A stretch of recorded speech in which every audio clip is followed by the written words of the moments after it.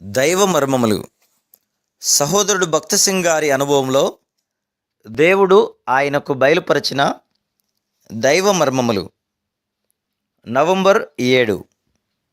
క్షయమైన ఆహారము కొరకు కష్టపడకుడి గాని నిత్య జీవము కలుగజేయు అక్షయమైన ఆహారం కొరకే కష్టపడుడి. మనుష్య కుమారుడు దానిని మీకిచ్చును.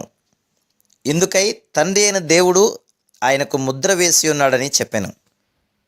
యోహాను సువార్త 6వ అధ్యాయము 27వ వచనం. ప్రభువు తన వెంట తిరుగుచున్న పరిసయ్యులు సద్దుకయ్యులు రొట్టెలు భుజించినందువలనే అని తనను వెంబడిస్తున్నారని చెప్పాను. అందుకు వారు కోపము తెచ్చుకొని వెళ్ళిపోయిరి.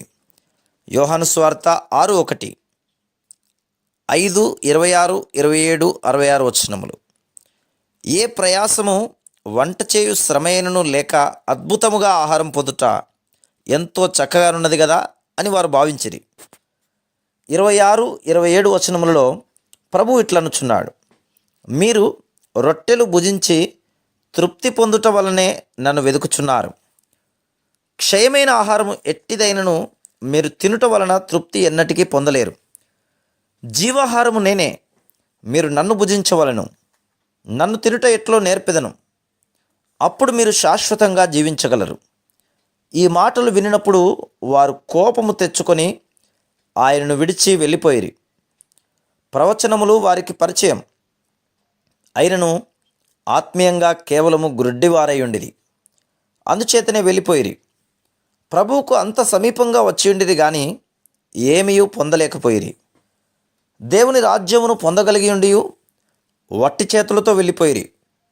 అందుచేతనే వారిని సారం పోయిన ఉప్పుతో ప్రభు పోల్చుచున్నాడు. ఆదరించున్నట్టు ప్రోత్సాహపరచున్నట్టు మంచి ఉప్పై ఉండుము. నీవు మంచి ఉప్పుతో పోల్చపడ తగుదువా, లేక నిస్సారమైన ఉప్పు వంటి వాడవా? మంచి నేర్పరి అయిన వంటవారికి సరిగా ఎంత ఉప్పు వేయవలనో తెలియను. కొందరు ఎంతకాలమైనను ఈ విషయమును తెలుసుకున్న జాలక ఒకప్పుడు తక్కువగా, ఒకప్పుడు ఎంతో ఎక్కువ ఉప్పు వేయుచుందురు.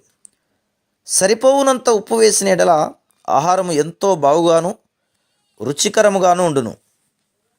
ఉప్పు ఆహారమునకు రుచి కలిగించినట్లే నీ జీవితం కూడా ఉండవలెను.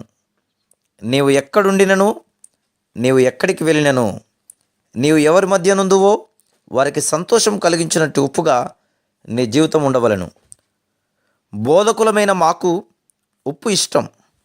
మా గొంతుకలు రాచుకొని పోయి బొంగురు స్వరములు వచ్చినప్పుడు మేము ఉప్పును ఉపయోగించుము. అట్టి పరిస్థితుల యందు ఉప్పు కంటే మేలైనది మరేదీ లేదు. ఉప్పు విషయం మేమెంతో వందనస్తులం.